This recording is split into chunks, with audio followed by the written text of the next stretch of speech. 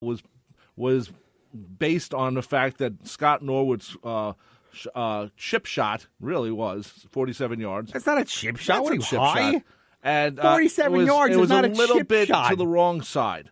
That's all. And that's how close they came to making Bill Parcells a genius or a bonehead.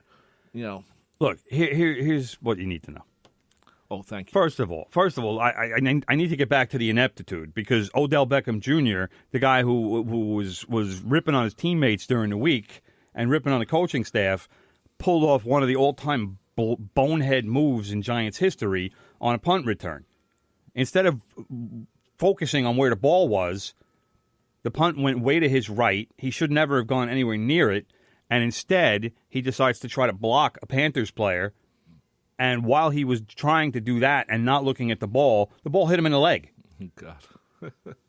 So as soon as that happened, what happened? Chaos ensues. Of course. So then it becomes, who was it? I think it was it Landon Collins? Somebody picked up the ball for a step, then lost it again. Eli Apple, the much maligned defensive back, former first-round pick, who really isn't working out, but he wound up kicking the ball inadvertently, and the ball went into the end zone. So while all of this chaos and stupidity is going on, a Carolina Panthers player falls on the ball in the end zone, touchdown. It was. You could basically say that's the reason the Giants lost. You're going to see that play replayed, along with the fumble. And I don't even have to say the Joe Pisarcik fumble. It's the fumble. The fumble.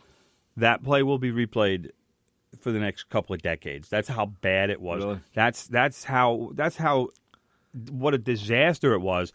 And but it won't show the reason why the Giants are not winning. It would just it will. Well, be part of it because I think that the offense isn't doing anything either. Bad things happen to bad teams. That is well, yeah. It's one of those puzzling truths about professional sports. Bad things happen to bad teams. Because I don't know what Odell Beckham Jr. was thinking by attempting to make the play he was making. Now, I don't know why he was returning kicks. I don't know why you have your $90 million wide receiver returning kicks. But that's the decision that Shermer made. But Beckham tried to do too much. He should have just stayed away from the ball and let whatever was going to happen. But to make the play that he did, and then you saw what ensued afterwards, and it was everything that went wrong on that play could have gone wrong went wrong on that play. Mm-hmm. And that's right now. That's what the Giants' season is. Everything that can go wrong is going wrong. And like I said, thought that was last year. Beckham during the week was talked to ESPN, mistake, brought the press into the locker room. No, I think you know what? I think he's trying to stir. It's not his job. It's not his job. Well, whose job is it then? You don't do that. He's not the leader of the team, but he's one of the big shots on the team. You don't do that by going to the media before you go to the player. He's ripping Eli Manning. Well, he's saying they need to throw the ball downfield more. Did he have that conversation with Eli before he had it with ESPN? No, he did not. That's true. That's what had Pat Shurmur mad as hell and taking on his best player in the post-game press conference. Did you see the clips from Pat Shurmur? No, I didn't see. I watched them live. I could not believe what I was hearing. Pat Shurmur going off on Odell Beckham Jr. and telling the press, I'm here to talk about football. I don't want to talk about drama, and then went off on Beckham and said that if you have any more questions about any of this, go to Odell. He's a big man. He can answer your questions. He made a lot of very veiled comments to, hey, this guy, he got himself into this hole, and then he also talked about how the locker room sorted it out and cleaned it up. I still don't really know how, but they dealt with it. Has Odell Beckham? Yes. Why did I say Beckham before? I don't know. Anyway, is he been hanging out with Keyshawn Johnson? Well, this was his "give me the damn ball" moment. It really was how it came across, because obviously, if the Giants, he says we need to throw the ball downfield more. What's the translation on that? Give me the damn ball. Yeah, well, which I don't necessarily have a problem with that. I don't either. I think they should. He's a receiver. That's his job. He wants the ball. He wants the Giants to go up top and throw the ball downfield because that means he is more a part of the offense. I didn't have the problem with that so much as he was questioning his coaches, questioning play selection.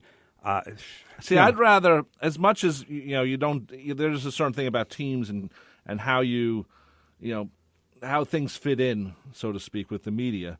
But you know what? If he says this 3 weeks from now and the team is over for the season, he's not going to say it again. Well, he won't say it again. But let's say he waited 3 more weeks and the team just keeps losing anyway.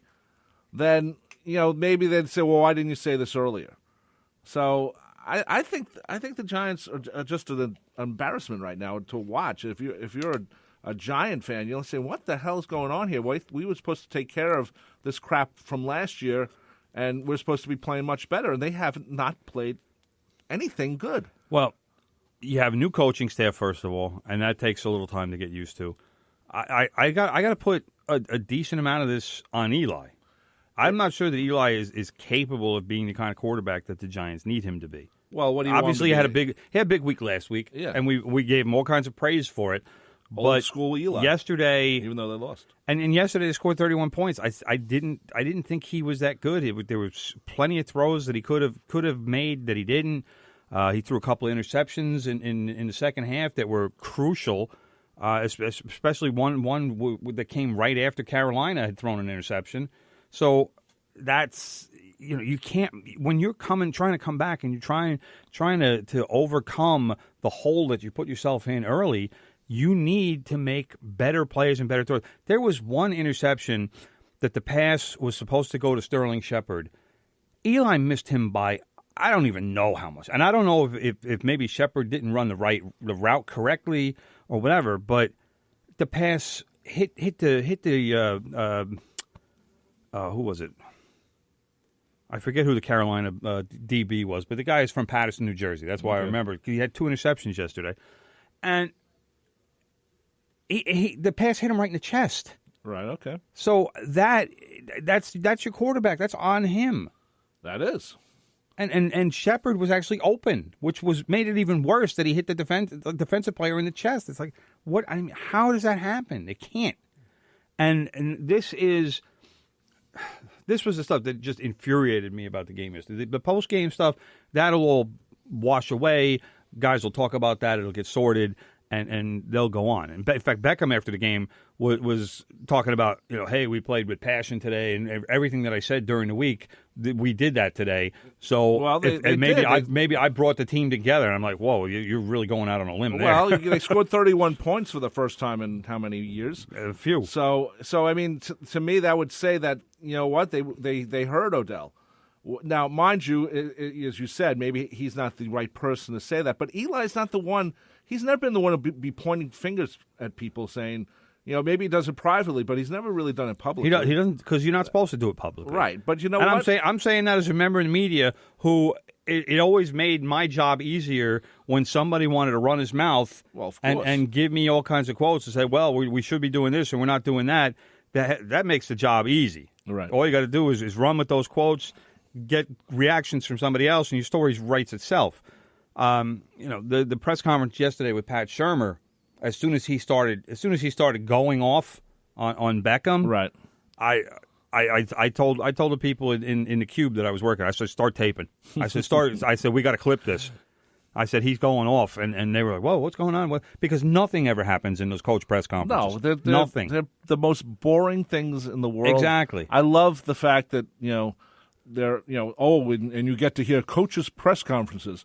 Yeah, if I wanted to go to sleep, I'd watch a coach's press conference. The only thing worse than a coach's press conference is a coach's TV or radio show. Coach, What happened this week? Well, we didn't do everything we were supposed to. Or if they win, well, we did everything we planned to do. And they're like, it's, oh my God. Well, but that's the point. It's like there are coaches that I know for a fact that they won't say anything. Like the coach for the Viking, I think his name is Mike Zimmer.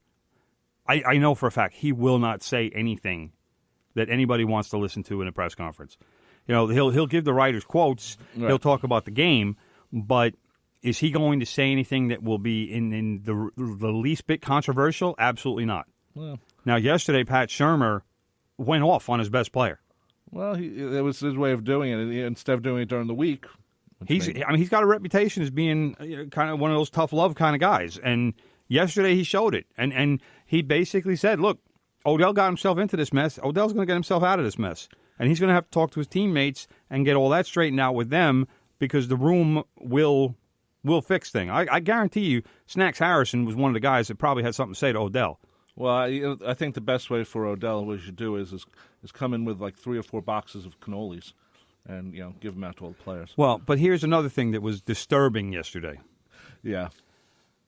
Sterling Shepard came out of the game at one point. Okay. And was seen trying to beat up the bench.